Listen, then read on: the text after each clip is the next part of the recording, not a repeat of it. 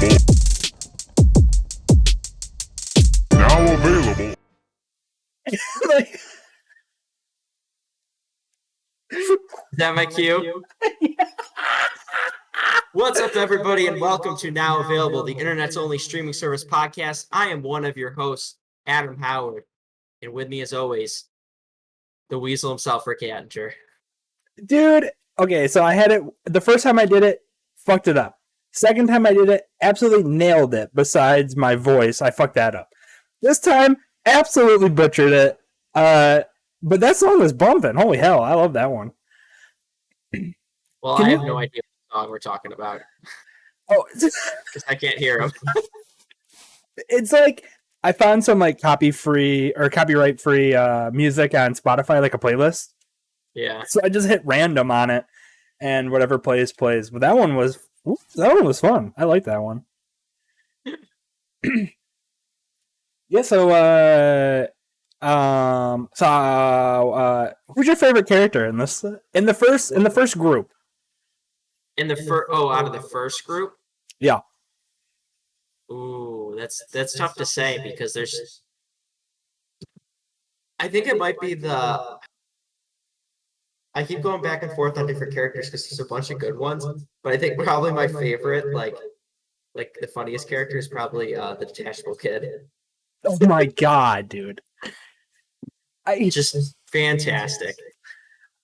My favorite in the first group, in the first squad, is fucking Weasel. I love Weasel, and I'm angry that there's not more of him. Like there should be a way more Weasel. Spoiler alert.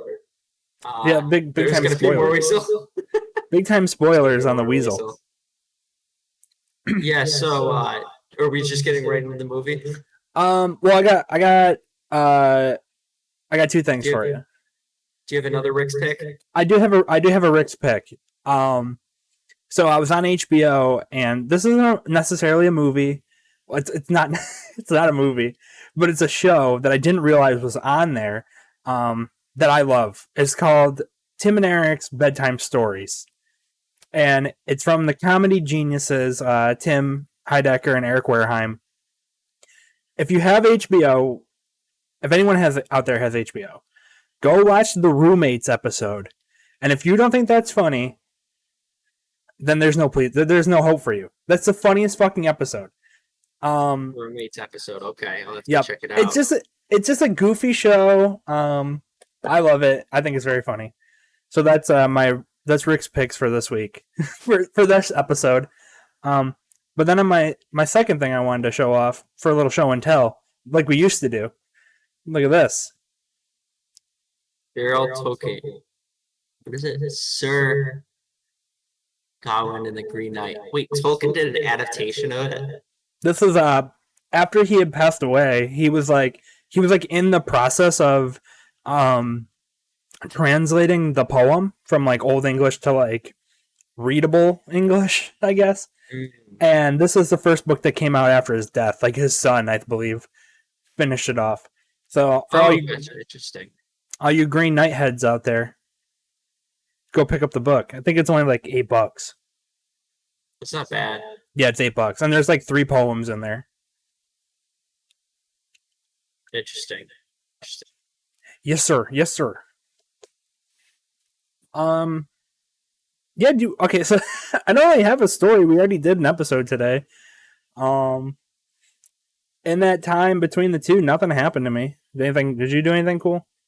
I mean, I went and got some coffee, did some grocery shopping, got a little of this, got a little of that, and then I scooped cat shit and rabbit shit.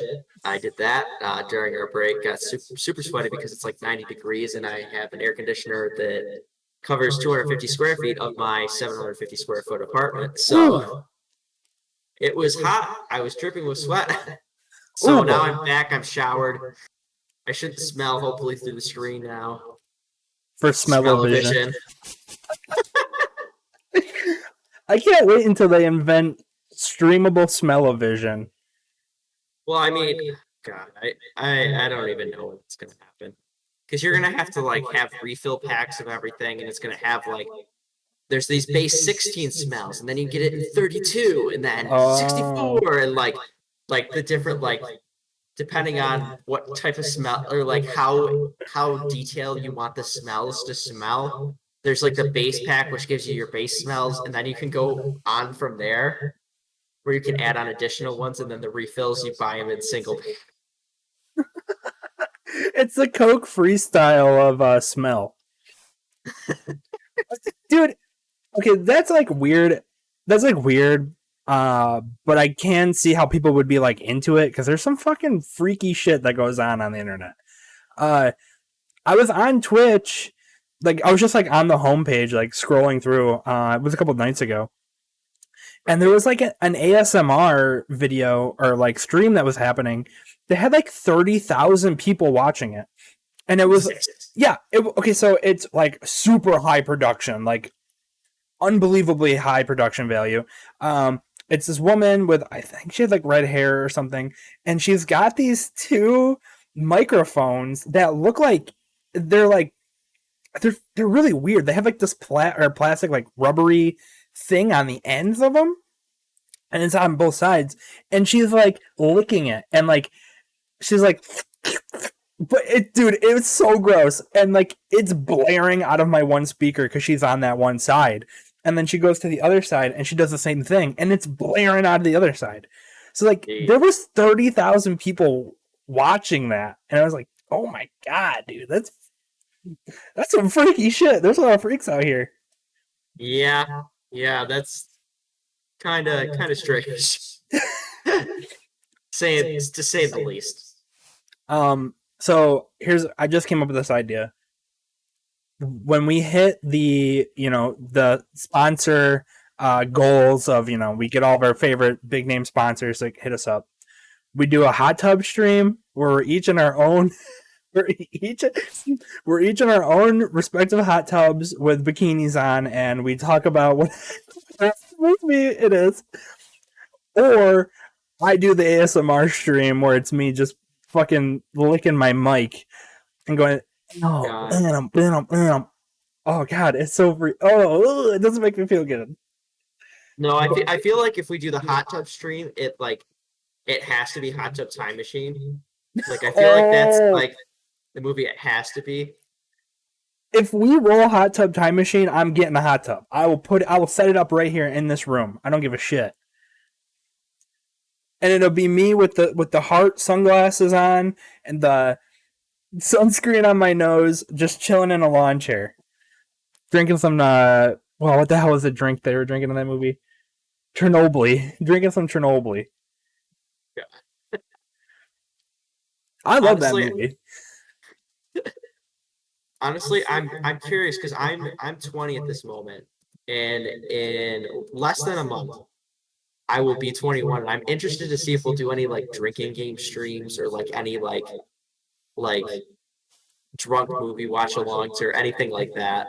Oh my god, that would be so fun! I didn't even think about that. Because part of me was like thinking of doing like we could do like the Batman movies or something like that. Like start with the Adam West Batman movie and go up through all of them. Oh my god! With different we have the same rules for each one. Mm-hmm. Like in particular, I think the best one to do would be Batman and Robin. Like because you like take a drink every time they make an ice pun. Oh my! You'd be dead. Yeah, you would be absolutely dead. Yeah, like that sort of stuff. I'm like thinking about. I'm like that'd be kind of crazy to do. I'm like, but I'd be down for it because like I want eventually down the line, hopefully we'll have like the now available Empire. Yeah, where we'll have the flagship show. We'll have other shows like a news show or like different stuff like that. We'll have like fun live streams of either gaming or like drinking or like different stuff like that would be pretty fun. So I don't know. There's a lot of different options we could go for. The now available Empire. It sounds insane. But yeah, dude, a drinking one would be really fun. I would definitely do that. Yeah, insert the Walter White "I'm in the Empire business" gif here. I am in the Empire business. We have to shave our heads and grow goatees. I don't And know. It's gonna take me a while to get a goatee. Yeah. dude, so I've been growing facial hair for what? Since I was like 15. Does not connect. Has never connected. It does not go all the way down. I Honestly, can grow this out, but it doesn't connect. I'm the same way where mine like won't connect either. It's like just here, it's nothing. That's And my like, favorite. Do you get this spot underneath your chin that doesn't grow in? yeah, I do. I have the bald patch like on the bottom of my chin where it's like there's just nothing there. Mine comes in a little bit now. It used to be really bad, but now it's like usually I don't shave my face like all the way down. Like this is like I shaved a couple days ago, but I'll let it like kind of grow over so I can just kind of like comb it over, I guess. So I mean, it still looks like shit. Comb over. Yeah, don't get me wrong, it still looks like shit, but it's it's a hard life. Someone's got to live it. That's for sure. So I wanted to discuss a piece of news that you sent me. Okay. Because it's relevant to the episode. It goes along with the episode, yeah. Idris Elba cast as the voice of Knuckles in Sonic the Hedgehog 2. Now, okay, crazy. For me, this is the best news possible. I was already super stoked on seeing Sonic 2. I loved that first one. I thought that first one was awesome. Oh, you did end up seeing it? Yeah.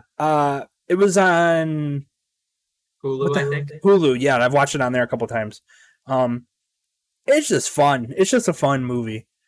But oh my god, dude, I love Idris Elba, and I'm glad that he's getting like he's more in it. Like I feel like I'm seeing him everywhere.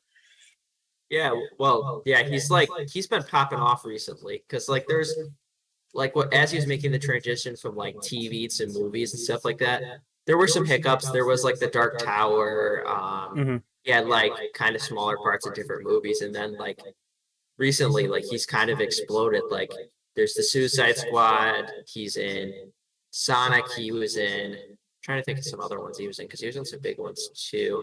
Well, he's also what's his face in the Thor movies? Oh yeah, Heimdall. For whatever reason, I thought the character he was playing in Thor was Jotunheim. It's a whole nother like world. Yeah, because like with Suicide Squad, there's a place called Jotunheim, and I kept being like, "Wait, isn't that his character's name in Thor?" It's me, Jotunheim from the movie Thor. Dude, yeah, Dark Tower, fucking sick. I like that movie. I like that movie too, but like, yeah, a lot of people did. Yeah, I feel like that's a hard story to tell, especially in a movie, because there's so many fucking books and like not a lot of people know that story. So I feel like it's tough to tell. I've read the first two books at this point. I think I have to pick up the third because I just like finished the second one recently, and it's a cool story. It's just it's way different than the movie. Like it takes the world of it and builds it into like a 90-minute runtime, basically. Yeah. It shrinks it down. 6 books into 90 minutes. See if I can turn my lights up a little bit. There we go. And they also made it more family friendly too, because it's only like PG-13, I think. Yeah, I don't think it's too crazy. What do you think about Sonic 2? What do you think about this news? I'm pretty excited. I don't know who else they could have cast as Knuckles. Like I'm not a huge Sonic fan, but like I'm like that's a pretty spot on cast to be from like what I remember. Because like when I was younger, I'd watch like the Sonic cartoons at like Saturday mornings and whatnot, and that was pretty much my knowledge base for Sonic. And I remember like liking the character design of Knuckles and stuff like that, and being like gruff. And I think Idris Elba will like nail that. But yeah, I think he's because I couldn't imagine who else they could do with that role. Like the person I just thought of, where I'm like, maybe this person was Jason Statham. But I think Statham. That's more if you're going. That's more if you're trying to go like really goofy. I think Idris Elba's like kind of the perfect fit though for that role. I'm trying to adjust my camera. Okay. Yeah, dude, like I think it's gonna be good because it's gonna be like a cool juxtaposition between fucking Ben Schwartz, who's like just like a goofy dude anyways, and the way that like he talks and shit. It's gonna be cool to hear Idris Elba's like deep, like manly voice compared to Ben's like jokey kid sounding voice. Yeah, he's gonna play the straight man to Sonic's like goofball. Yeah. Oh, dude. And I think that's gonna be an awesome dynamic.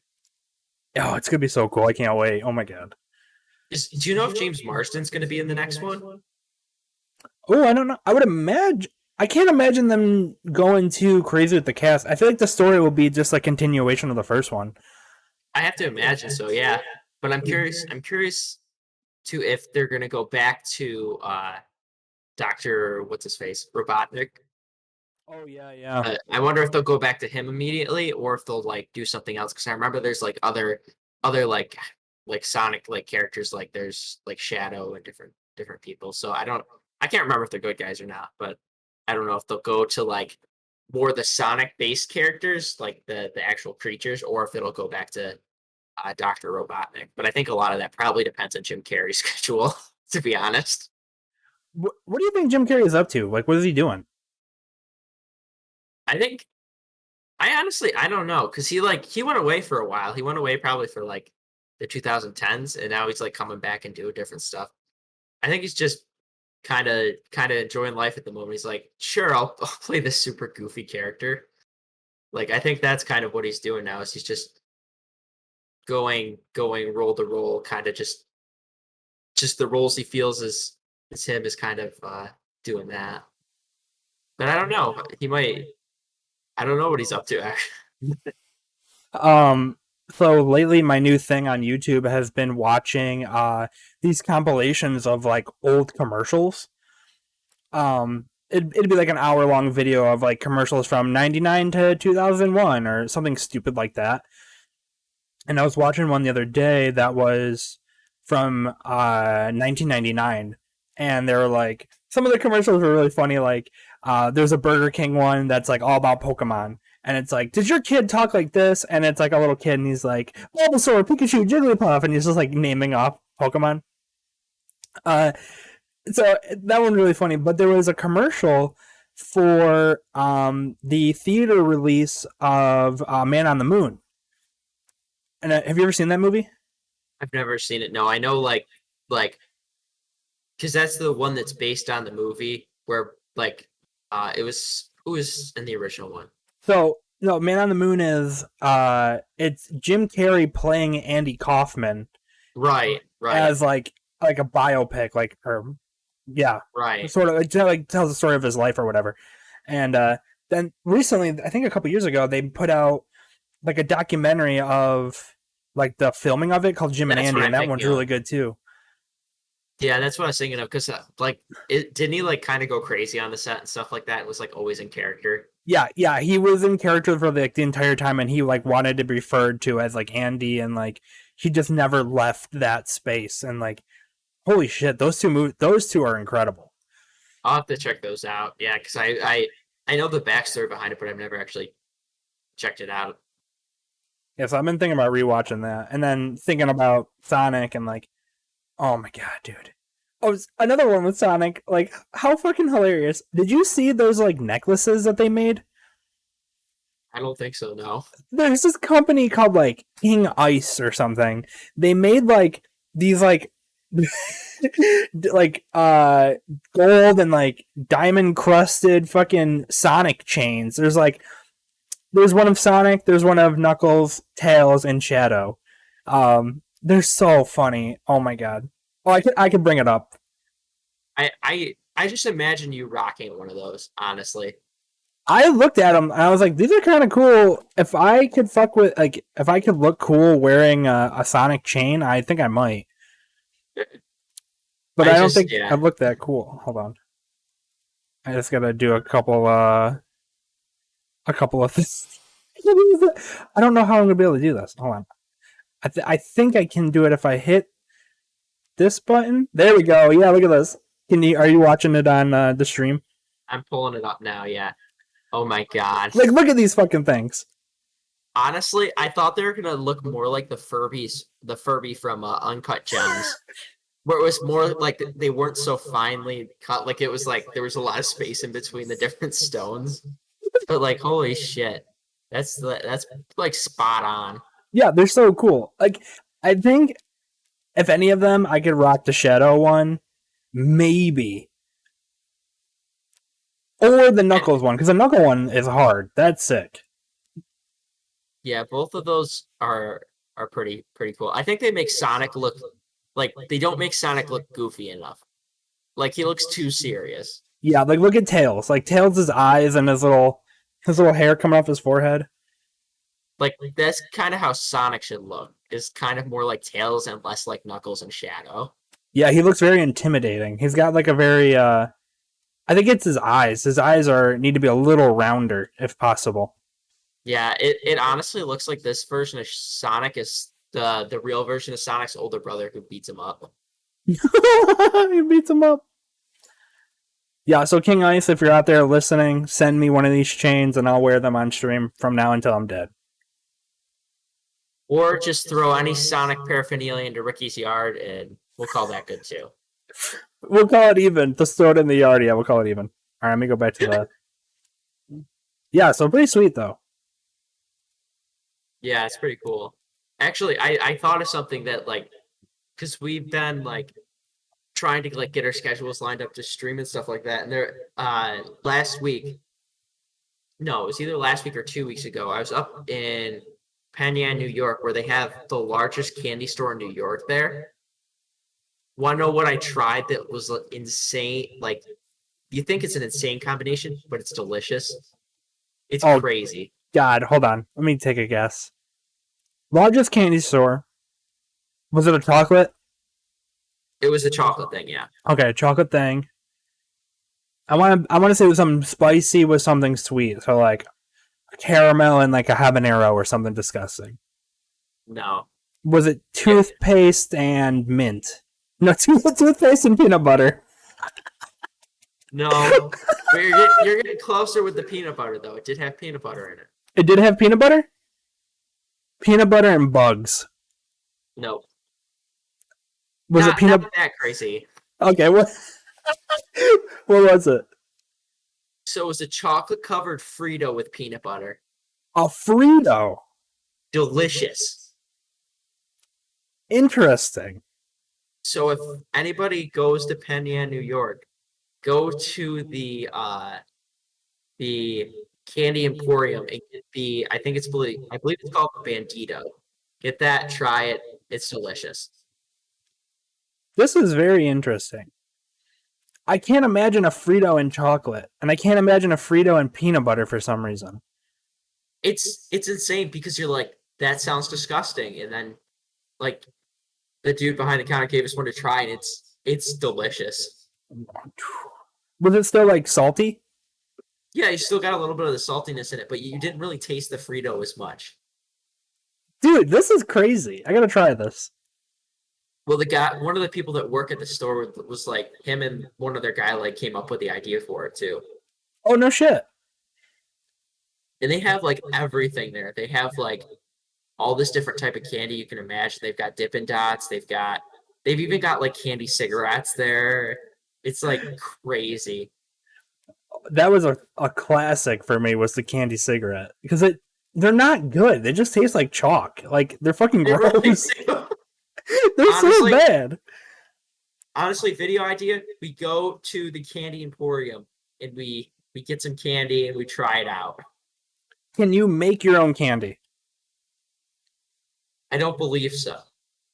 But they've got like tons of different kinds of candy. They've got like they sell them in packs. Like I believe it's 6. They have like alcohol infused like chocolate truffles. Oh, that's interesting. They have ones with like Jack Daniels, tequila, like different stuff like that. Mm-hmm. They've got like, I think they had chocolate covered bacon when I went. They've got like insane shit.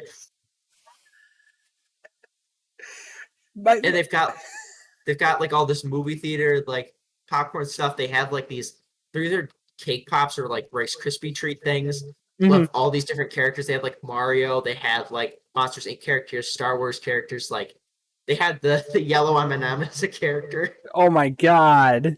It's insane. We should definitely, I think at some point when we get to the now available Empire and start vlogging and like making like videos like that, I think that's definitely something we should do.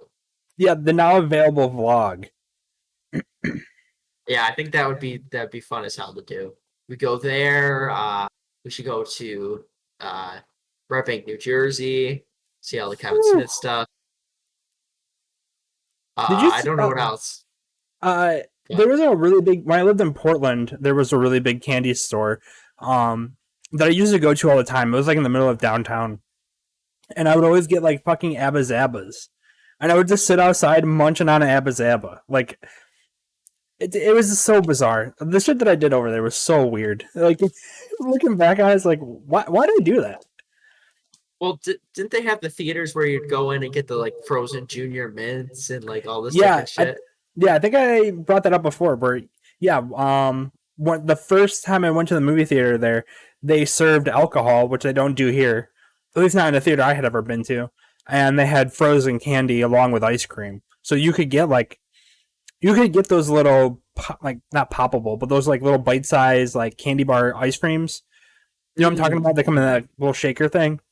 Yeah, I know what you're talking about. Yeah, so you could get those, or you can just get like regular ass candy. Like I would always get the junior mints. Um, that's what we need to do. We need to find a company that's going to make the now available seal of approval movie theater candy. Yes, So if that place will let you make your own candy, like that would be so sick. that'd be dope. Because obviously gotta they make Fritos and fucking peanut butter. Peanut butter. I don't know what I would Yeah. want though. Yeah, I don't know what now available's candy would be. It would have to be crunchy. It would have to be salty. It would have to be sweet. So something obviously dipped in chocolate that gets rid of one. The saltiness could be like literally anything. Fucking Yeah. pork rind. It could be it could be popcorn. Beef jerky. Yeah. A slab of bacon dipped in with sprinkles on it. Oh God. Yeah, I need to do that, and I need to get a hold of Coke and have them make a Coke flavored candy, Mm. Mm. because that would be the ultimate. Like imagine a Twizzler or something that tastes like a Coke. Yeah. I might be onto something. Candy Empire, hit me up. Yeah, we need candy. We need I think I'm just gonna say we need an official now available Coke. We need what's the other thing we need? We're gonna do vlogs, we're gonna be an empire, We get need all the our whole Empire. sponsors. Yeah, we need the now Uh, available castle. It looks just, like just Dracula's castle on top of a fucking cliff. yes. That's where we do all of our shows from. Honestly though, we at some point, like if we can get like butts and seats, I'd love to do like a live show. I think that'd be awesome. At like a comic convention or just like somewhere in general. I don't know where, but be pretty It would be sweet. cool. It would be really cool to do. Mhm. Yeah, I mean, who knows? Who knows what could happen?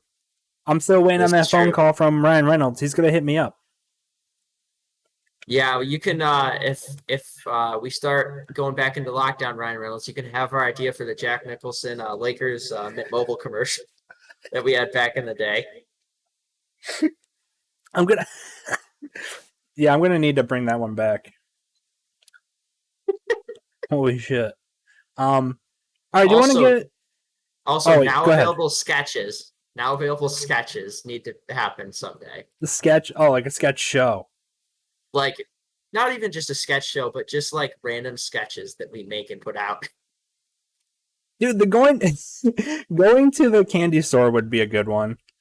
I think bringing up like the theaters that have like alcohol and stuff like that. We need to go to like an Alamo Draft House or something.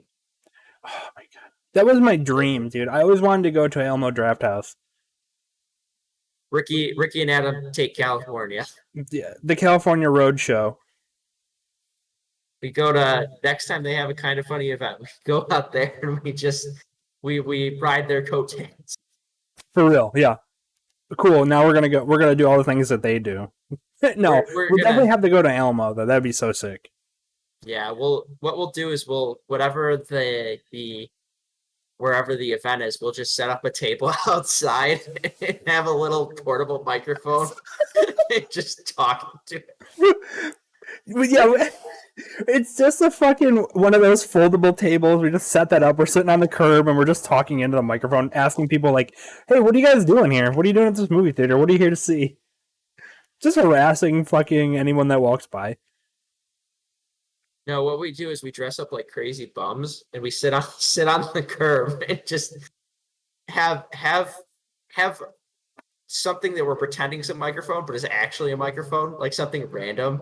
Okay, Like hide that microphone in like a bag of chips or something. talking to Just this like bag go of up chips. to him and like ask a question. That's now available on Takes It to the Streets. Takes It to the Streets. All right. Do you want to get into this movie that we've watched? I say we should, considering we're like half an hour into the episode. Whatever. Who We cares? literally haven't talked about anything. It's our freaking show. We can do whatever we want. This is true, yeah. So if you want to just hear about the Suicide Squad, just skip to 30 minutes into the podcast and you'll be fine. Whatever. Skip to the end. I don't care. Do whatever you want. It's your Yeah. ears, and it's our show. As long as you give us some money, that'll be fine.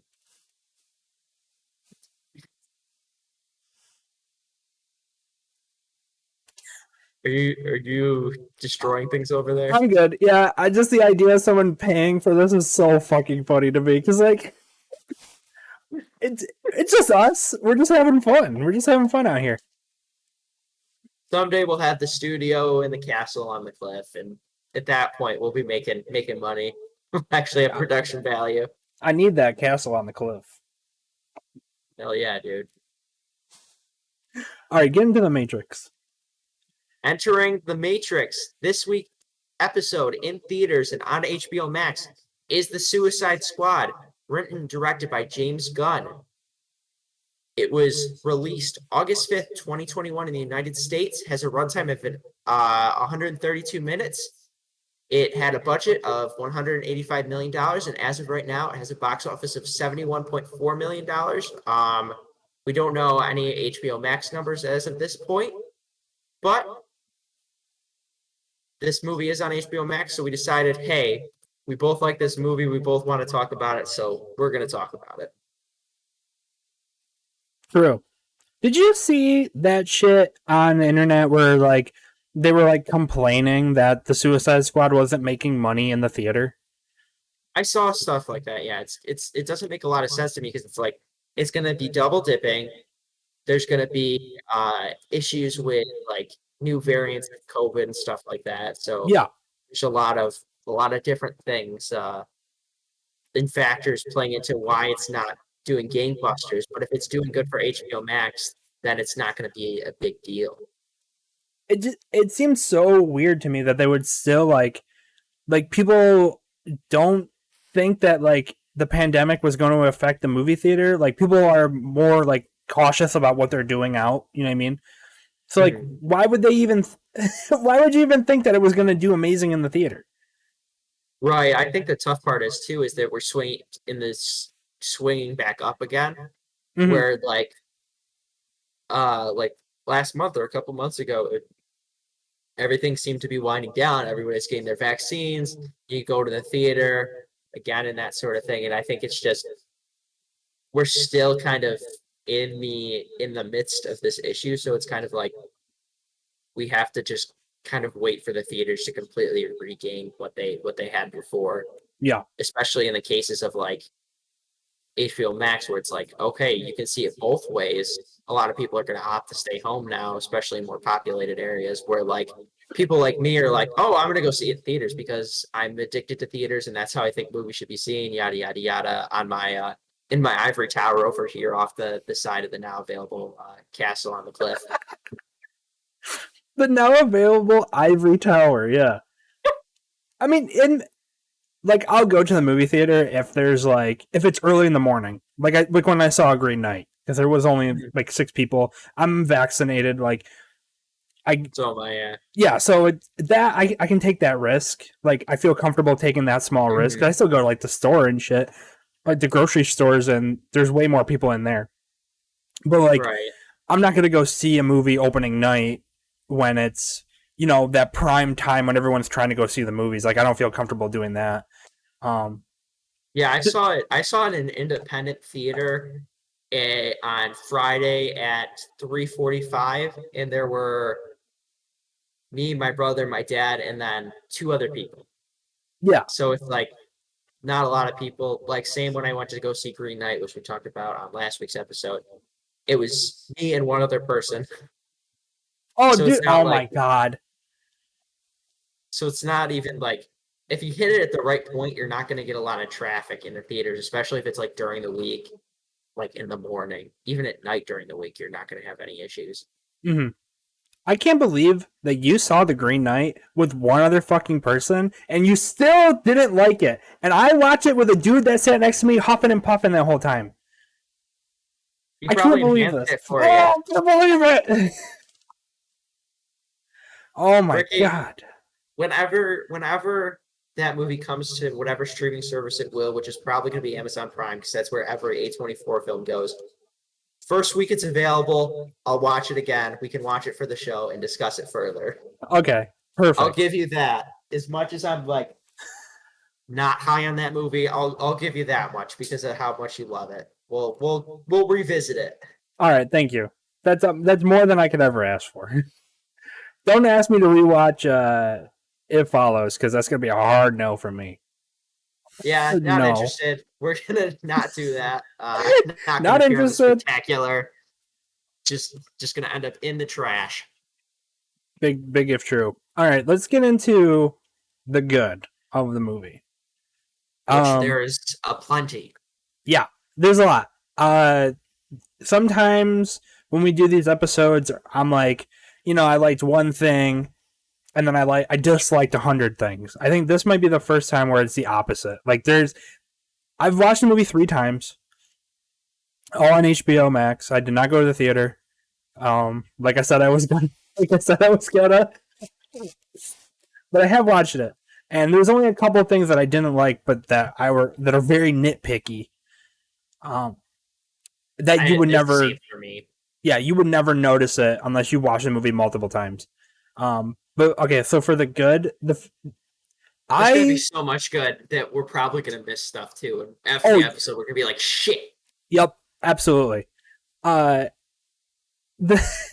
first thing, I really, really liked how they kind of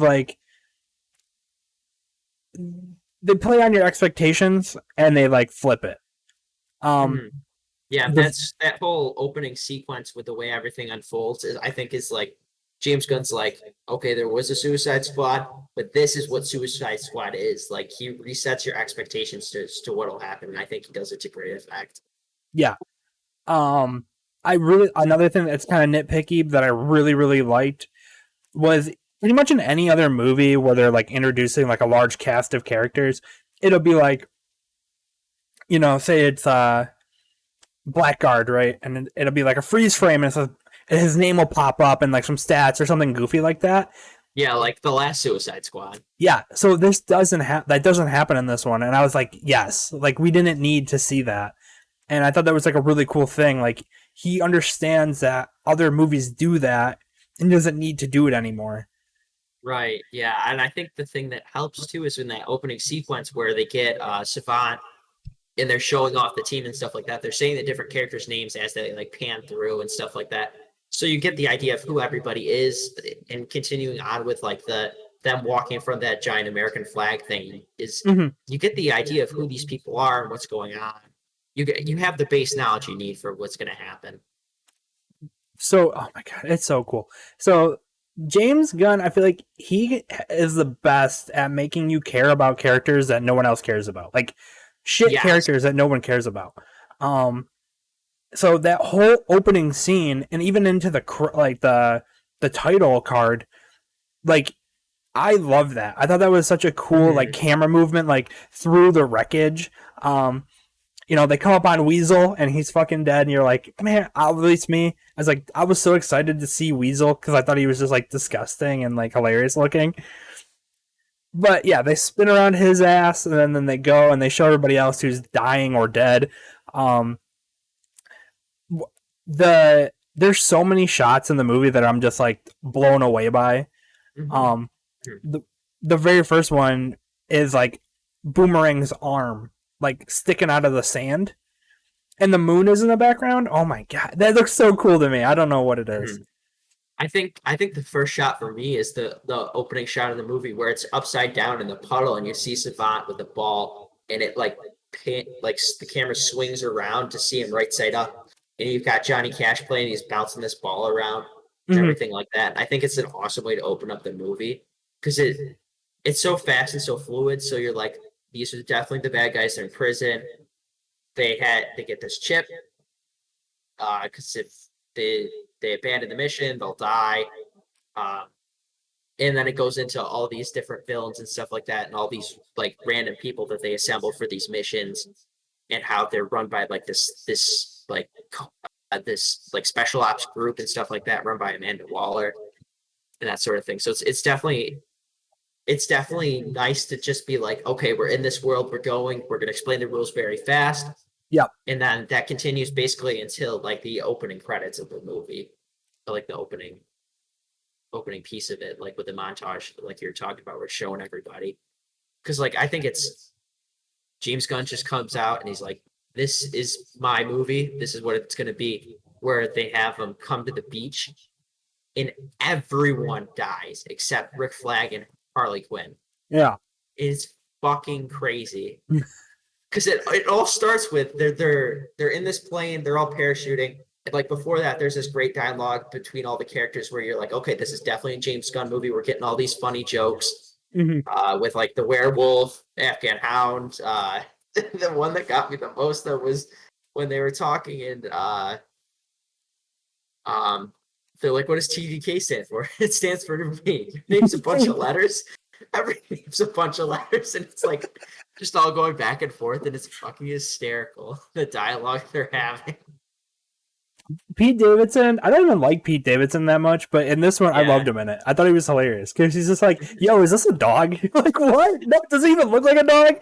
Like, just him saying, "Is it a dog?" cracked me up, and then I haven't freaking out seen all over the the werewolf. dogs. Yeah, I'm not familiar with all the breeds. It's fucking funny. I think it's an Afghan hound. Like, what kind of dog looks like that with his eyes like popping out of his head? Like, such a cool character. Like, I love Weasel. He's my favorite for sure. Well, I think one of the things I love about Weasel too is he's played by Sean Gunn, James Gunn's brother, Yeah. which he is always spot on with all the physical comedy and whatever he's in. So Mhm. like he does the motion capture for him. You see him like running like at the end credits, and it's fucking hysterical. Because like That I part, watch it and I'm like, I see it. I the can see like where the motion capture was. the It's part at great. the end is so fucking funny. Yeah, he stands up, the way he runs, and then he's like, he's like making that It's like, gross little noise. But his like the way his arms move when he's running is so fucking funny. it's so amazing. It's fantastic. Um, yeah. That So character is cool. Obviously, I think we talked about this earlier, but the detachable kid and like mhm. that whole reveal and everything, it's hysterical. Where it's like he's got these arms, and you're like, oh, they're gonna go into town on him. He's like, they they fucking stab float. away. They move so slow. Like when I was watching it, what I love about that whole opening scene is like, yeah, they're super villains or whatever, but they're not invincible. And like, they're like D-list characters for a reason. You know what I mean? Like the detachable kid. One, he's not even a kid; he's a fucking man. But like, he's like a buff dude. But the way his arms float and like his power is pointless. It's like they just fucking float through the air real slow, and then when they get to those guys, they're just like slapping and like kind of like knocking their guns around. They're not doing anything. Mhm. It's Yeah, oh my god. all the character interactions of that first team and like the way they act and stuff like that is hysterical. I think the most shocking death out of all of them though was Captain Boomerang. Because I Yeah, thought he was gonna be in the whole like in a lot of the movie. But he doesn't end up he ends up like biting it because Mongal like grabs the helicopter, swings it down, chops through a bunch of people. But it's this whole all out assault where it's like this whole army versus like these like 15 or so bad guys with like some of them have superpowers, some of them are just good at shooting. yeah, It's like where you get this like right from the get go with like Pete Davidson's character dying, where his face just gets blown off, and then like they have the boomerang and it just goes, and like you see him go like drop the people with it. yeah, It's such a well put together and such a great setup to the world. I think it's such just a it's like the perfect introduction to a world in a movie. Like it doesn't get much better than that, especially once you get into like all the characters dying and then it goes to that song and they're going back and forth from like all the people who bet in the office and different stuff like that where it's like there are these casualties, but it's not out of the ordinary. It's something normal. yeah. So there was a scene. So in that beginning scene when they flash back to the office, and you see Amanda Waller, and she's sitting there in the chair. Um, she's got like a smirk on her face, and I wondered if she set them there to die. Like she wanted to kill them because they're like bad guys for the most part. Um, I think so that was I part got of that like feeling that she knew that they were gonna die, and that's she was just like, I kind of want them to die anyways. yeah, she definitely chose the shit team. And she's like, this is gonna be the decoy. The superior team is um gonna be able to sneak in because this team is the distraction. The only people I'm shocked by, well, actually, Harley Quinn makes sense that Amanda Waller would try and kill her. Yeah. Um, but Rick Flag kind of surprised me too. But thinking about it, is maybe she was trying to kill him because she knew if he found out that what was on the drive that he would do what he did. So I think that might be why he was on the first team. Oh, okay. Yeah, he's like the Yep. he's like too much of a boy scout. Like they knew that he wasn't gonna do what he needed to do. Yeah, so Uh, that's why they wiped them out or were trying to wipe them out in that yeah. initial spot. So another thing. Okay, there's so many. Like I was saying, there's so many fucking cool shots in this movie. Mhm. My favorite, I think, my favorite shot in the whole movie is that little scene where King Shark like rips open that dude. It's toward the end. It's when Yeah, they they're get to approaching Jotunheim. Yeah, and it's raining out. He yanks them apart, and there's a fucking lightning crash in the back. Like, Fucking oh my, awesome. how fucking cool! So I was Mhm. reading when I was watching it, I was reading some trivia, and one of the trivia's for that I read was about that scene, and that the guy being pulled apart was a practical effect, and that the shark was CG. Everything else was CG, but the body being like torn apart was practical. It's like, Well, you can definitely see that in a lot of what they do, like especially or like I think the moment that like sticks out to me from my rewatch because I rewatched like the second half of the movie before we did this episode is when Tinker gets ripped in half and they Star swings him and the body goes into the wall and it's just a splatter effect. yeah, And yeah, I feel like a lot of that comes from James Gunn, I believe, being from the trauma camp, where it's like all these campy kind of horror movies and that sort of thing like being where he originated. So it's kind of that physical or those practical effects kind of coming through to greater effect here. dude. Okay, so speaking of trauma, I was reading in the cast that Lloyd Kaufman is in the movie somewhere. He's uncredited, Like, but he's a co-founder of Trauma. oh, He's the interesting. one. Yeah. Yeah, he's very like if for all the trauma heads out there and like people who don't know what trauma is, but like he's very like outspoken dude. And he's very he's an older guy. Little harsh, a little abrasive. But yeah, so when I read that, I was like halfway through the movie, so I didn't see him in that second half. So he must be somewhere in the beginning. It's I gotta possible he's rewatch it. in like the prison scenes too, um because like going back to like that opening sequence, we see Savant's head blown off. We see what can happen to the Suicide Squad when they don't follow orders and whatnot. And I love the thing with the bird where he kills the bird at the beginning and that goes back and like eats him. Yeah, Like that or full the one's circle. eating the same kind as eating him, which is interesting.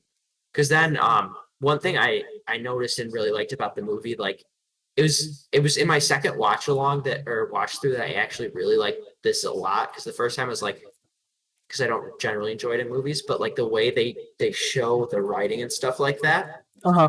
Because at first I'm like, this just seems forced, this seems out of place, yada yada yada. And then upon my second rewatch, I'm like, this is literally a comic book brought to life because that's what they do in comics. You get the splash page with the title and different things like that. Hmm. And I'm like, this is genius because it's showing it in the world the way it would be shown in a comic book. Because this movie is basically, to me at least, it's like a full story arc, starting from issue one to issue whatever the story arc ends in. And that's why you get the little interstitials because it sets up a new issue because that's why like there's the thing like with the dirty laundry, Operation Harley, like all this stuff where it's built into the background Yeah. is is to do that. And I think because me and you are both comic book readers, I to a certain extent, anyways, and that stuck out to me because one of the things I love about this movie is like, and I think that like the words and stuff like that exemplify this is it feels like a live action comic book and it doesn't and with that it doesn't take itself too seriously in the story it's telling, which I think has is to great effect because that's kind of what Marvel's done too, not to the same degree. I think this is much more like a live action comic book than what Marvel's done Yeah. because James Gunn has full control, but it makes it I think it makes it a better product where you juxtapose it to like the original Suicide Squad or any of the other DCEU movies where it's like all dark and gritty and it's like there's no fun to have here. Like Batman's like branding people to be murdered in prison and like all Yeah. this different dark stuff. And it's like that's not what comics are supposed to be. They're supposed to be like this lighthearted fare where this is you get the over the top violence, but it feels like a comic book and it feels like you get the quips in there, you get kind of the fun experience of reading a comic book, even if it's like of these unknown characters. Hmm.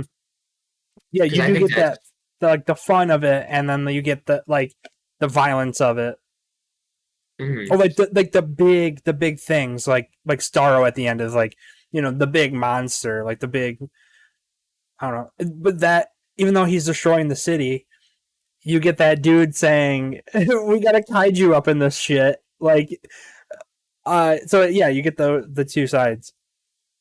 Yeah, I think this is like I said, this is a very well done uh comic book.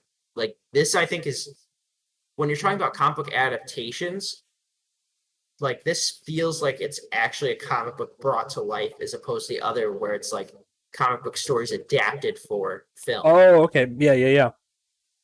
So with that being said, I think it's one of the best to make it feel like a comic book because think I feel like the other like most recent ones to kind of do that were like the Sam Raimi Spider-Man movies because they aren't trying to be super grounded.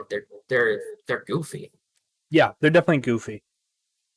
which I You, think they're as serious as comic books are. There is a sense of goofiness to it in like yeah. what you what you enjoy. Um, so I think this one's super successful. Right, this is probably they're going to be their most successful movie. Um, Mhm.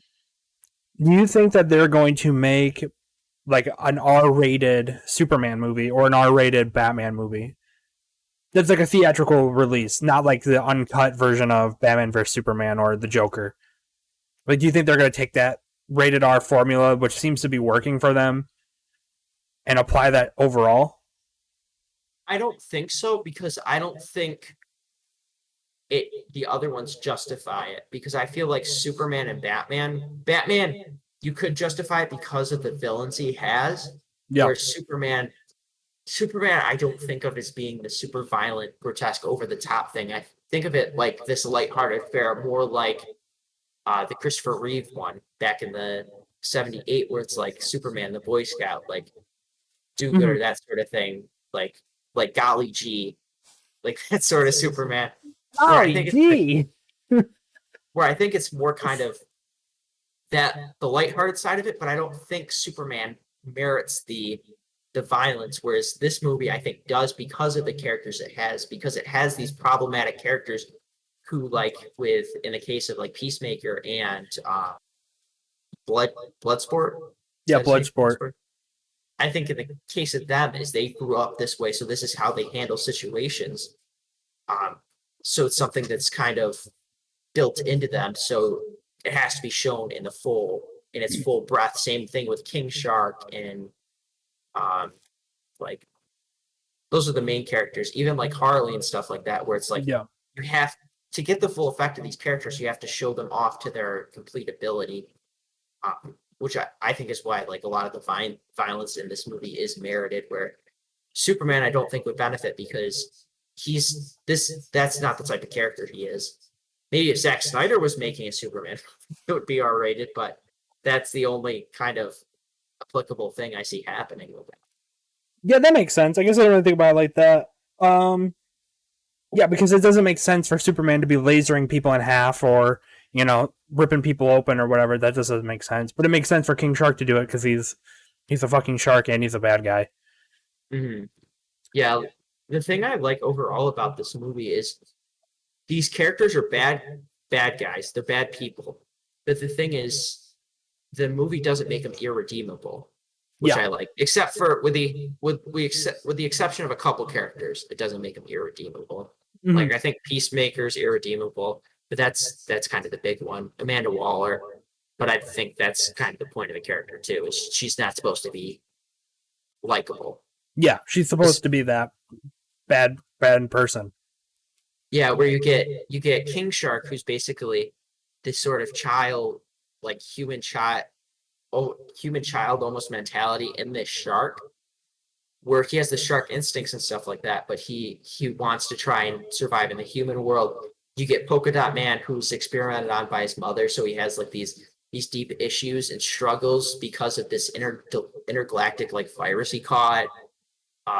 So he's like struggling and stuff like that, and he has to get it out. And sometimes it's done in a violent fashion where he doesn't like to be violent, but like his mother kind of sent him down this path, similar to Bloodsport with his father, and even Peacemaker with his father, where it's like these characters were made in a specific way by their parents, but they still can be redeemed. They can still be saved because they aren't completely bad. They are made. They were molded in this like negative environment that made them this way. So they're like, so the people, they've done bad things. They're doing bad things. They'll still do bad things, but they have a heart that is trying to do more than that, which I think works very well. The Polka Dot Man stuff, like, he's another character, like, you would see him and you're like, who the fuck is Polka Dot Man? Why does anyone give a shit about Polka Dot Man? But they make him so fucking lovable in the movie. Like he's kind of shy and he's kind of goofy and he's like, I don't really think he's that bad of a person. And then you see, it's his environment that made him what he is. Like his mom being who she was and what she did to them, him and his brother and sister or whatever. But oh my god, every scene where he'd be like, oh, I see my mom everywhere is so fucking well done. Like the first time it happens when it's her in Peacemaker's outfit. Yeah. Or her head on King Shark's body, like, cracks me up. And then when they're in the bar and he's dancing, and then it like kind of it shows him in slow motion, and it's all his mom. Yeah. Oh my god. I thought that was great. Like that's so well done. Yeah, I think Polka Dot Man is done perfectly and done probably the best he's ever been done in this movie because of the backstory they give him, because they make it so he isn't a bad guy, he's just misunderstood and he's a Yeah, product of his environment.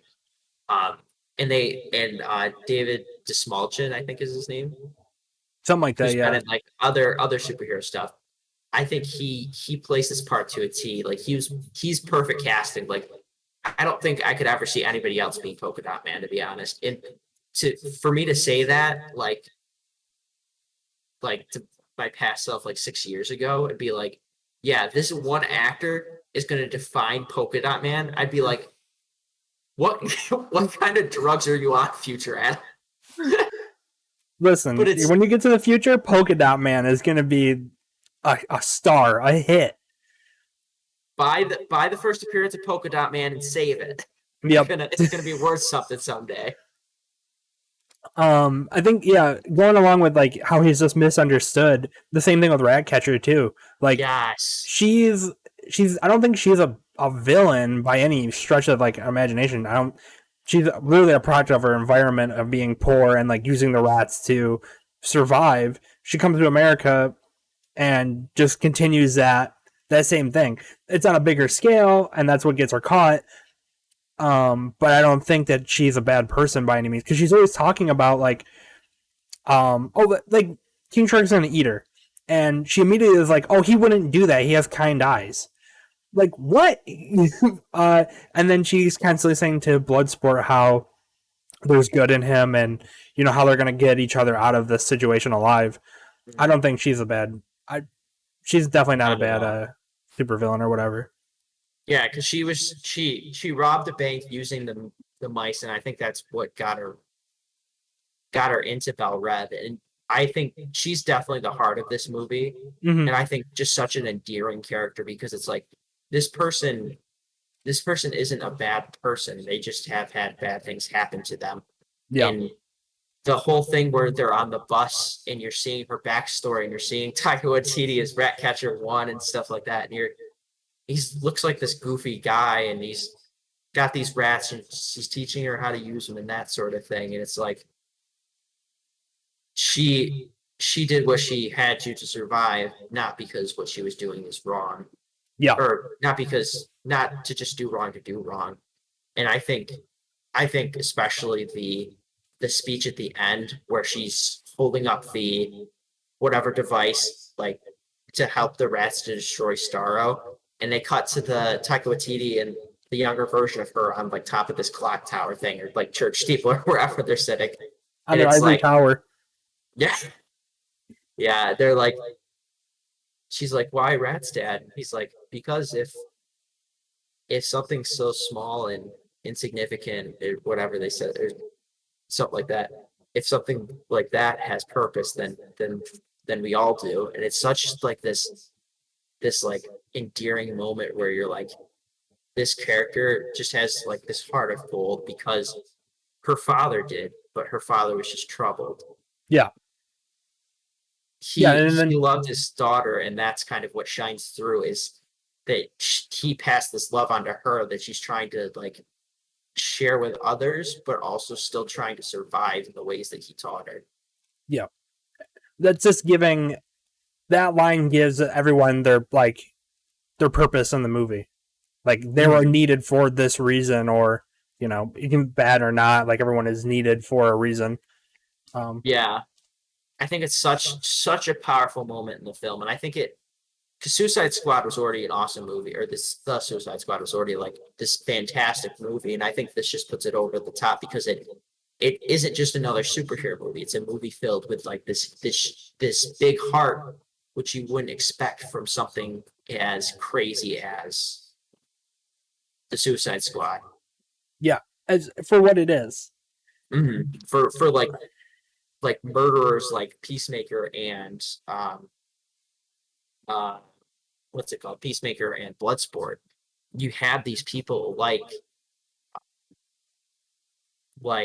Polka Dot Man and Ratcatcher, and even like King Shark, I think is super endearing as well because King Shark, he's just trying to find his place in the world, really, and he's because he has these animal instincts, but he also just wants to fit in, which I think is like perfectly shown by him just sitting reading a book at the beginning, trying to fit in with others, and it's like it's super endearing, especially since he ends up surviving the movie and stuff like that. It's like he has this giant heart, even though he's a shark, and even though he's like would be considered a monster. There's something greater to him than just how he looks and how he's acted in the past, because he doesn't want to be that. Yeah. All right. Is there anything else you want to mention in the good, or do you want to get to the bad? I actually have like so much. I feel like I have so much more to talk about, because there's so much to talk about. I think like going back, kind of trying to think of the movie sequentially.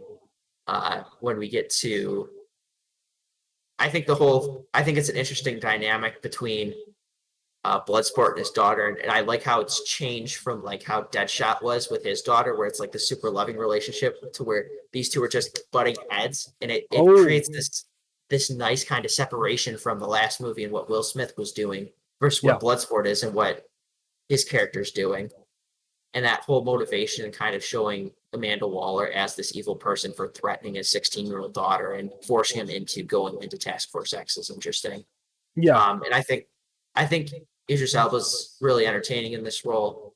For me, Bloodsport is not one of my favorite characters in the movie. I think he does a great job playing what he does, but I think like King Shark, Polka Dot Man, or Ratcatcher 2, like these characters are what endear me to this movie, where he's kind of just the vessel for getting the story through.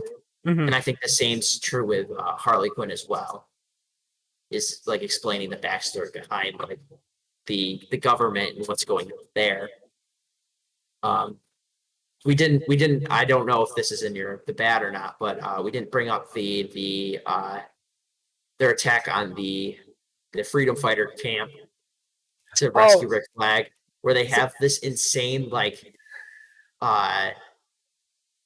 Bloodsport and Peacemaker are having like this kill off, basically, of like battling all these different people and stuff like that, and trying to like infiltrate this camp by all means necessary to rescue Rick Flag. And they have this awesome kind of like show off and stuff like that. And then eventually you get to where they find Rick Flag, and it turns out they just killed all the people that could have helped him. And it's like they're like pretending they're like, oh, we didn't see anybody on the way, and that's why they didn't tell you. And then Polka Dot Man's like, I pretended they were my mom and I killed them. And then King Shark just burps up this like finger or whatever. Yeah, dude, the first time I watched it, that blew me away. Because I was like, oh, this is sick. Like, they're fucking really going for it. And they're like, they're getting all these cool, like, different kills and shit. They shoot that one dude, and he's got no pants on. His dick is out. Like, it's so fucking funny. It's ridiculous, yeah. The big reveal is that they just killed the people that were going to help them. Is like, oh my god. That just adds to James Gunn, like, taking your expectations and fucking with it. And, like, and I think he does that to such great effect in this movie too. It's done so well. Yeah, because he does it again too, in that scene where you first kind of like figure out what Starro is and how like he's being kept there against his will, and he's being experimented on, and like he's being fucked with, and like he just wants to go back to space or like go back home or whatever. Mm-hmm. But the whole time you think it's the opposite. Cool. Like he's here to fuck with you guys, but he's not. Yeah, that whole reveal is really cool too. And I jumped ahead because I'm just like going through it in my mind, and I'm like, I skipped the scene where they're at the camp and they're sleeping and stuff like that, and then King Shark tries to eat Ratcatcher 2, and you get kind of what we talked about, where it's like this loving thing where she's like trying to spread this love to King Shark to protect the others. Yeah, and then you get John Cena in his fucking tighty whities. And it's hysterical. It's just spot on. And at one point, it's like a close up and it pans up, something like that when they mention it. That whole back and forth between Bloodsport and Peacemakers just kills me. It's so good. There's that scene. I thought when I first watched, well, not the every time I watch it, that part just cracks me up because he's in fucking tighty whities and he's absolutely ripped. Like he's so fucking buff.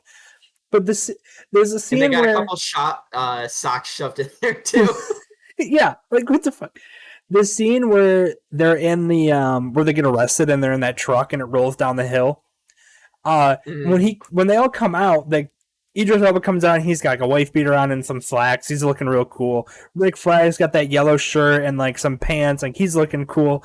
But the Peacemaker has like a polo and like cargo shorts.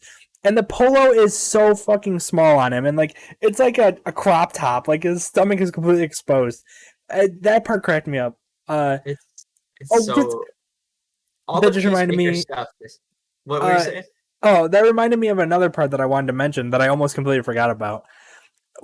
Before that, when they're going into the bar and they're like, "Oh, we're gonna put on disguises or whatever," and King Shark is like, he's like, "Yeah, I'm gonna put on disguise," or however the hell he says it, and they're like, "What?" And he goes, "Fake mustache," and then I'm already cracking up about the idea of this big ass shark with just a fake mustache, but then when they tell him that he's not allowed to go, and he's like, "Fuck," and then he runs when he's like stomping and shit. Like just the way that he acts with his finger too. Yeah, his fake mustache. But him screaming "fuck" I thought was hilarious because like you don't really see him be like aggressive. Yeah. Like anytime he talks, he's like you said earlier, he's very childlike, and so what he says is very simple and like goofy at best. But when he screams "fuck" and you see him like stomping around, you can see he's angry. I thought that was very funny. Yeah, I think anything King Shark does is like either adorable or hilarious. Like, because except like when he's super violent, it's crazy because that's really the first time you see him like in the camp, like when they come in and invade. That's the first time you see him be super violent because he picks up the dude and just shoves him down his throat. Yeah, just fucking chomps on him. Yeah, and I think Sylvester Stallone does a great performance as King Shark. It's like perfect.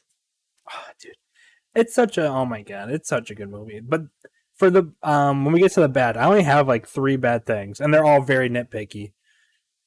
Yeah, I have a couple nitpicky things for the bad, but I'm still trying to think because I don't want to miss anything because this is such a great film and I enjoyed watching it so much. I'm just trying to rack my brain to see what else was in it. What are the things I liked? Let's see. Because I'm trying to rewatch it in my head. I really like so I really like the part where they're going into town in the van and you see King Shark's eyes like peeking over the side and it's got that one Spanish song playing and stuff like that. I think that's such an endearing moment because you see King Shark just wants to be normal. He just wants to be kind of an everyday person where that's what he isn't. He just wants to have friends. He just wants to be loved. He just wants all these things, but he can't because of his appearance and that sort of thing, which I think is really powerfully shown. And I think also speaks to why like Ratcatcher 2 story is so good because of how it plays into the other characters too, and that kind of bond between them. That's the scene where they're driving it, and he's looking out the window and he sees like the 2 people like kissing in the stairway, and then there's like the vendor like cooking food. Yeah, he just wants to be a part of it. Running. Yeah, it's such like a heartbreaking moment. Like that whole bus ride is kind of like heartbreaking because you get Ratcatchers 2's thing. You get kind of why Bloodsport is a piece of shit. It's because his dad locked him in a trunk for 24 hours with starving rats, and you get why Ratcatcher 2 is like wants to spread this love because her father showed her that love can be found in the smallest of things in the tiniest of places, and it's really powerful with those particular characters. And then because I'm just trying to think, because we have the van scene, then they go into the club where they find Thinker and they're drinking and stuff like that, and I think it's the whole drinking and like the whole night and stuff like that, the way it's shown is like awesome. Like in particular, like you brought up before, the polka dot man thing where he's like dancing and it like swings around and then comes back and you see his mom and everybody and it's just him like just trying to like enjoy life while this burden is like surrounding him. I really like that bar scene because it's like it's a cool like them kind of like they know what they have to do, and they know that they have like their problems with each other. But that scene kind of like brings them together as like a we're gonna have these drinks. Bond. Yeah, it's like a team binds them. bonding thing. Yeah, for sure. So I thought that was really cool, and then I laughed when Peacemaker calls Bloodsport Inspector Gadget because he's like trying to convince him, like, come on, we can have one drink, and he calls him Inspector Gadget, which I thought was hilarious. Yeah, it's such just a funny moment. Or like anything between Bloodsport and Peacemaker just kills me in this movie because they're like two sides of the same coin, basically. Yeah, they have the same story. It's like they're siblings, and like it's Mhm. that kind of like banter and that kind of like competition, like the sibling rivalry. Yeah, like at the beginning when they're like Amanda Waller's introducing the team, and they're like, uh, um, that's my story. That's what happens to me. And then like all the Peacemaker stuff, like leading up to it, showing the difference. Where he's like, if there was a bunch of dicks on this beach, and to save or bring peace, I'd have to eat all of them. I would. And then there's like the other one where he's like, I'd kill every man, woman, and child to get peace. He's like, if this beach was full of dicks and they said I had to eat them all for peace, I would say no problemo. Like he said, like what a fucking idiot. Oh, dude, he's the best. I cannot wait for his show. John Cena in this movie is perfect. Yeah, I think he's great. He was born for this role. Like, there's no like ifs, ands, or buts about it. It's like he was born to play Peacemaker. I would say no problemo. All right, let's get to the bad because we're on like almost 50 minutes of the good. We've been on this one for a minute. Okay, yeah. I'll just run through some of the final stuff quickly. I like I like Tinkerer. I like the way they lead into the base and find stuff. I like how they go in, they rip the guy apart. King Shark makes Peacemaker a little version of him. He's just like put it on the wall, smashes it in the wall. Yeah. I like the reveal that this whole time, like the U.S. is here because they're trying to cover up kind of the fucked up shit they did with Starro, and that's super cool. And then the whole what's his name? What's the guy's name? The Milton. The whole Milton thing is awesome. Yeah. That's awesome. Fucking Harley Quinn at the end and calls Bloodsport Milton, and there's like a whole back and forth about how his name is Milton, and she's like, "What the fuck? What?" I thought that was very funny. That was really funny. I like Peacemaker's turn where he's the bad guy and he's the one doing this mission for Amanda Waller because she knows that he will go through with like getting the drive and stuff like that because he is one for peace, and if they don't do it this way, there won't be peace. And I like that whole Rick Flag fight. That part's really cool with the helmet where you see him fighting in it. And I almost completely forgot about that. Yeah, that scene is so fucking cool. Like, you see the whole fight, well, not the whole thing, but you see the majority of the beginning of it, like, from the reflection of the helmet. Like, what a cool shot. And then I think the ending's so cool and unique that they're, like, fighting in this bathroom, like this really shitty bathroom, and they're, like, throwing each other into things. Yeah. And, like, how it's a piece of tile and stuff like that, and goes to the fact that, like, Peacemaker can use anything as a weapon, same thing as Bloodsport. Mm-hmm. But it's kind of crazy that it does the Mortal Kombat zoom in where it's like fufu with the tile in it. Zoomed in on his fucking heart bleeding out, which is insane. Yeah, I like all the Starro stuff. I like the flying starfish, and I like how if they don't get to somebody, they land and they go. I like Starro. I like the look. I like how they treat it like a kaiju. In all the other movies. You got a freaking kaiju up in this shit. That if you existed in the DC universe, you would be that guy that screamed that. Yeah, me behind the screen just freaking out or betting on who's gonna die first in the Suicide Squad. Yeah, there's all this crazy stuff. I'm trying to think what else. I like the whole, like we talked about before, the final battle of Starro with the rats and stuff like that. I love the whole thing with Polka Dot Man where he sees his mom destroying the city. Giant and, like, mom. Like he's like using his polka dots. He's like, out, and then he gets crushed, which is like devastating because he's like this character, and he's finally like reaching this point where he's actually like being the person he wants to, and he just dies, which is heartbreaking. And then we forgot to bring it up, but I love the javelin part where Harley Quinn gets the javelin, and she's like, "What's this for?" And then at the end, she finds out that finds out that that's what's gonna kill Starro, and she jams it through his eye, and then you see her like sitting in like the eyeball and stuff like that floating around, and then you get all the rats coming in and eating like the optic nerves, and it's insane, but it's so cool. Yeah. So I got okay. We got to get to the bad because I got going off of your last point. One last thing. You son of a bitch. Or two last things. Okay. Sebastian, fucking awesome. Love Sebastian. Oh yeah. Thought he was gonna die. Glad he did. Fucking love him. He's like, I want Sebastian. Best rat. Number 2, best rat. Number 2.5. I love the end scene with Sebastian Bloodsport. Oh yeah. That moment's great where they're on the plane leaving. Number 3, the soundtrack is killer in this movie. Mm-hmm. It's awesome, as to be expected by James Gunn stuff. I've listened to it more and more. Kind of the more and more I get it, or the more and more I listen to it, the more and more I get into it. And there's so many great songs. Check it out on iTunes or wherever you get that. Yeah, so now that I've like out of breath trying to fit all of that in there because there's so much good, it's time for the bad, Ricky. Okay, so going off of, so I have 3 things that were very nitpicky, that I didn't like, and no, actually 2 things, and one was just kind of because it grossed me out so bad. Her jumping into the eyeball grossed me out so much for some reason. Like, her just floating in the eyeball juice grossed me out. And then when they show Starro about to fall over, like, into the building, and his eye is, like, filled up with blood. That's like...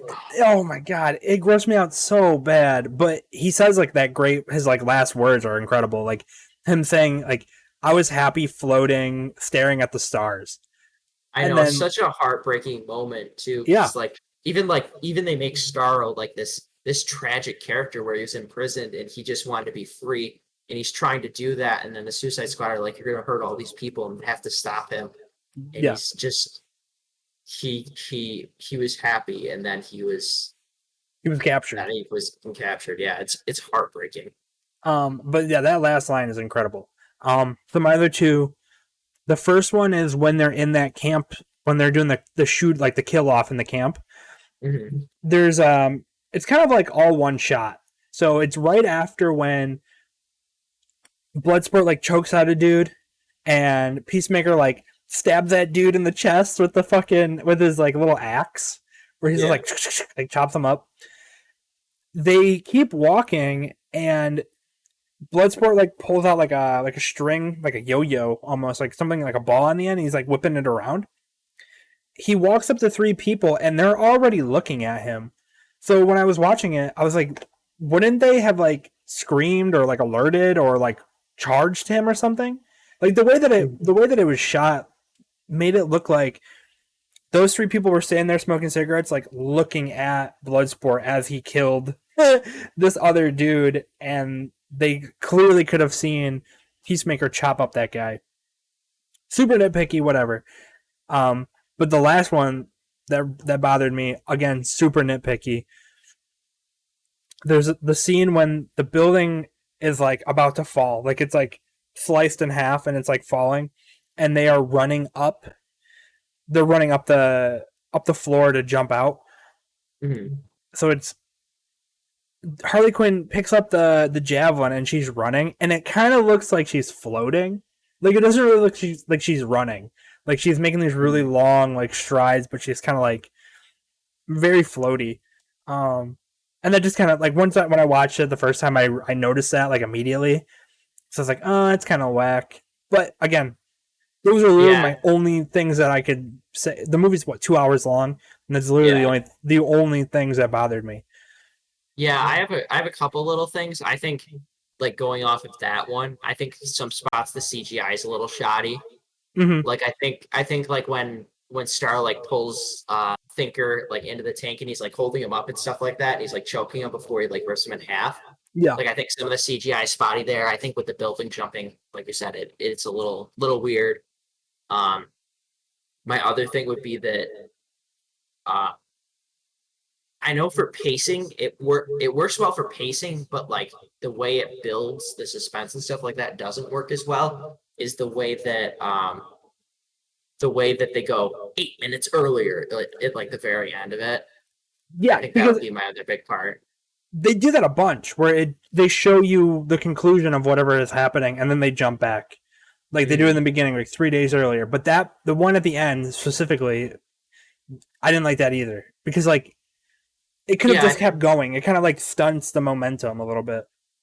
Yeah, because it felt like they could have cut back and forth or something like that. But again, that kind of with splitting up the team, it kind of breaks up the pacing of the movie, which is the reason why it's not such a big deal to me.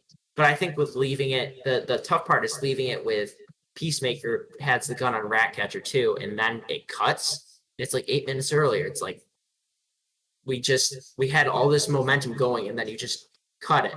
Yeah, which is tough, but that I think those are my biggest things. There's something else I thought of that I liked about the movie, but I can't remember it now. So I got some good for The Ugly. I got 3. And then I got a bonus one. So if you're watching the stream, you're gonna want to see this bonus one. Okay. So let's just get into The Ugly. Let me read these off for you.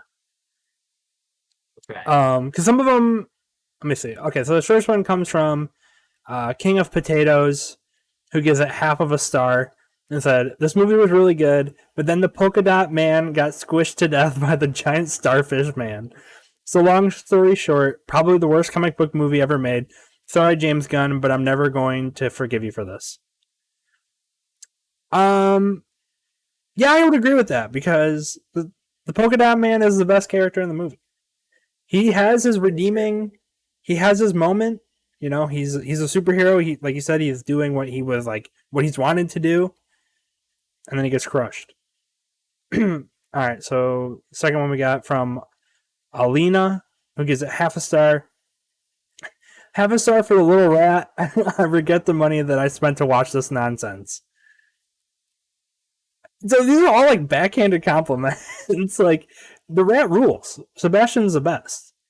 Yeah, I don't get how you'd see this movie and not like it though, unless you're not a superhero fan or you're like opposed to the violence in it. Like, but you being an R-rated superhero movie, you have to know what you're going in. Like, you gotta know what to expect. But Sebastian is definitely number 1 on our rats of all time list. Yep. All right, number 3. This one comes from 9 Takes, who gives it half a star and says, "What a stupid movie." That's it. Like, I mean, everyone's entitled to their own opinions, but man, you're off on that one. Yeah, I don't get it. All right, so for the bonus for The Ugly, I fired up Twitter right before I watched the movie, and I saw this tweet, and I was like, this is fucking hysterical. So this comes from Elise Willems. And the tweet is, "I've done the math," and it's a picture of Margot Robbie plus a picture of Weasel, and it equals a picture of Elise Willems. Which is, I thought that was hilarious. She's funny. That's hysterical. Elise Willems, please come do the show. We'll talk about the Muppets. Hope she sees this. I thought that was hilarious. And then in the comments, James had said, "Stop licking windows and people will stop comparing you to Margot Robbie." Stop licking what? Stop licking windows. Because remember in the licking windows, yeah. Yeah. Oh, the other thing I forgot that I liked that we get Sean Gunn, who plays Weasel, also in the movie as Calendar Man. Oh, he was Calendar Man? Yeah, he was Calendar Man. He was like, something my kid's birthday party. Yes. Why don't you come to my kid's birthday party? And then he like curses him out. The Calendar Man, I didn't like. Obviously, he has another fucking like D-list character. Like, who the hell knows about Calendar Man unless you're like really into it? So I didn't know, like, when they showed him, like, the first, like, 2 times I watched the movie, I was like, who the fuck is this? And I keep seeing people talking about Calendar Man on the internet. So I had to go look him up, and then I realized the stupid tattoos on his forehead. Yeah, it's like the 1 through 12 or whatever. Mm-hmm. Yeah, so that's That is the Suicide Squad. that's the Suicide Squad. You want to Now get into what? I was about to say we've got to get into the hit list now and rank this movie. Hit the list. So this movie comes from HBO Max as well as in theaters.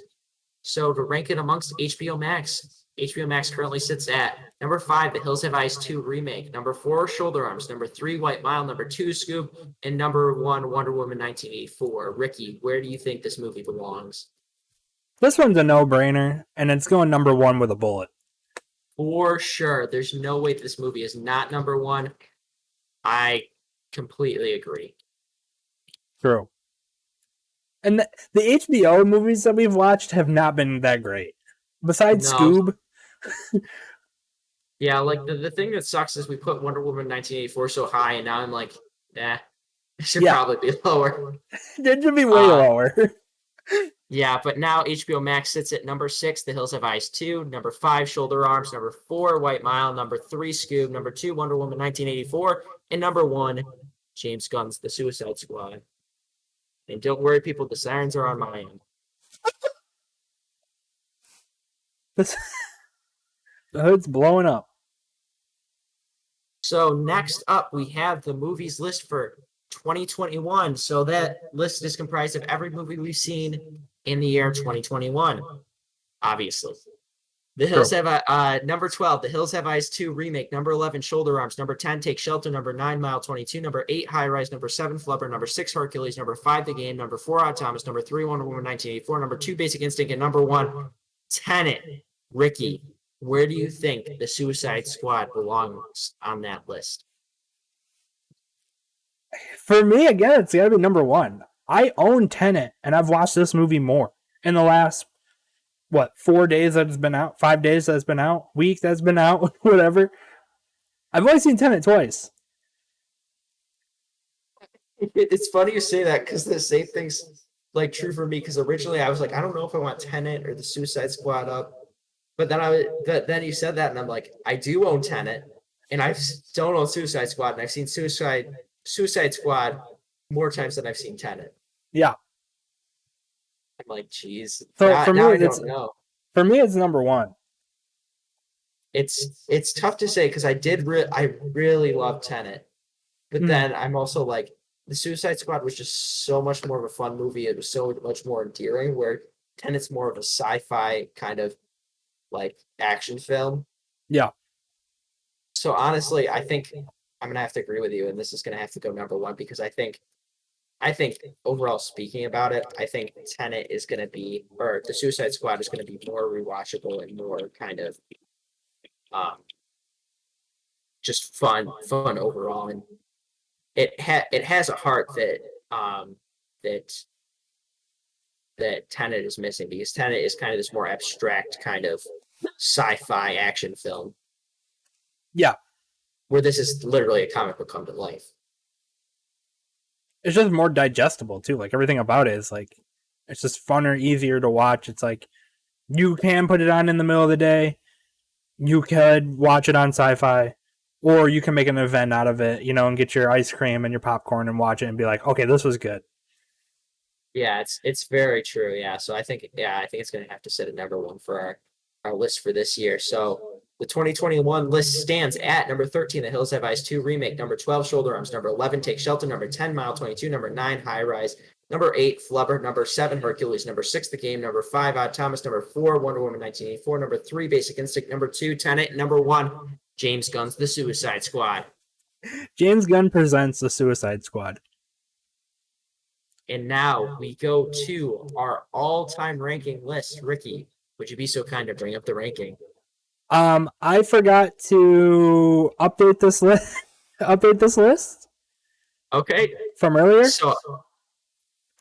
So literally the only thing that has changed, and it looks like my list might actually be off as well, Wait. Yes, I'm missing something on my list. What am I missing? Oh, I know what I'm missing. Give me 1 second and we'll be good to go. Be good Okay. to share this. Okay. Yeah, I So, just okay. our all-time ranking list stands at number 23, The Hills Have Eyes 2, number 22, Catherine Upside Down, number 21, Shoulder Arms, number 20, Take Shelter, number 19, The Runner, number 18, Mile 22, number 17, Conan the Barbarian, 2011, number 16, White Mile, number 15, High Rise, number 14, Taxi Driver, number 13, Prince of Persia, number 12, Flubber, number 11, Scoob, number 10, Hercules, number 9, Wonder Woman 1984, number 8, The Game, number 7, Labyrinth, number 6, Haunted Mansion, number 5, Basic Instinct, number 4, Odd Thomas, number 3, Clue, number 2, Tenet, and number 1, friend of the show, Nick Scarpino's Waiting for the Punchline. This one I was having a tough time with because I was like, do I owe it to friend of the show Nick Scarpino's Punchline? Right? Do I knock him down to number 2 for James Gunn presents Suicide Squad? And as much as it, hurts me to go against my friends of the show, I think this is number 1 for me. For no other movie have we talked about for like 50 minutes plus on just the good. Yeah, we talked about like so much of the enjoyable nature of this film. I think it'd be a different story if Clue was higher up on the list for me. Because I feel like Clue, it'd be tough going between the two, because Clue is just such a fun movie that like you can rewatch over and over again. But I think with the way the current list stands, I think number 1 is where the Suicide Squad belongs. All right, yeah, I'm totally down with that. So I gotta add the Suicide Squad and Take Shelter. Take Shelter, yeah. I almost forgot what the movie was called. Yeah, I have the list shared with you too. So if you want to look at like the updated version where everything goes, I've got that. So the top 10 now available all-time movies stands at number 10, Wonder Woman 1984, number 9, The Game, number 8, Labyrinth, number 7, Haunted Mansion, number 6, Basic Instinct, number 5, Odd Thomas, number 4, Clue, number 3, Tenet, number 2, friend of the show, Nick Scarpino, sorry about this, Waiting for the Punchline, number 1, The Suicide Squad. Nice. So we've got a pretty killer list. We'll see if this movie can be beat. There's a couple movies coming out. Well, actually, no, we won't rank those. So never mind. I'll back that up. Because I'm like, what other movies are coming out this year? They're supposed to be really good. But that's like, that's not how this works. Dune we could do. Because that is going to be on HBO Max. Mm-hmm. Dune should be really good. The other one that I think is going to be really good is Ghostbusters Afterlife. But I forgot about that. I think that'll be a theater exclusive, so we can do brief spoiler cast and maybe even a brief like review and maybe a full episode on it, depending on how much we want to bend the rules. It's our show. We can do whatever the fuck we want. All right, let's head over in our castle on the hill. Yeah, in our Dracula's castle, we're now heading over to the Spin, the dreaded Spin, the Thunderdome. The Thunderdome Spin. If you're new here, if you're this far into the show, what the fuck? But each week we spin the roulette wheel 3 times for the movie that we're going to watch the following week that we're going to talk about. That's the whole point of the like the movie, the club, the book club for movies aspect of the show. And this upcoming week we're going to Disney Plus. Let's spin this wheel and see what we get. Are you ready? Yeah, we'll spin the wheel 3 times and then choose out of those 3 spins what we'll take out. All right, big money, big money, big money, big money. The Princess Bride. Ooh. Okay. 1987. This one, ooh, man, we might not even need to spin this motherfucker again. All right, my vote so far for Princess Bride. So let's spin it one more time. Okay. For the Birds, 2000. That one's only 3 minutes long, so we're not going to do that one. We're going to spin again. Spin it one more time. Bambi, 1942. Interesting. An hour and 5 minutes. I thought that movie was way longer than that. Okay, and our third and final spin here is going to be Not this is like a documentary. One more time. Hannah Montana and Miley Cyrus Best of Both Worlds concert. I think we're just gonna have to do the Princess Bride. I am 100% down for Princess Bride. That sounds awesome. Yeah, that'll be a good one to do. So before next week, make sure you're subscribed to Disney Plus. Watch The Princess Bride, unless you own it on some sort of physical media, then you don't have to subscribe to jack shit. But make sure you subscribe to Ritz Khalifa on Twitch to catch us going live. YouTube, Adam Howard, and podcast services now available wherever you get your podcasts. And Ricky, where can the good folks find you at? Like you said, on Twitch and then on Twitter as well at Ritz Khalifa. You can see it on the stream here.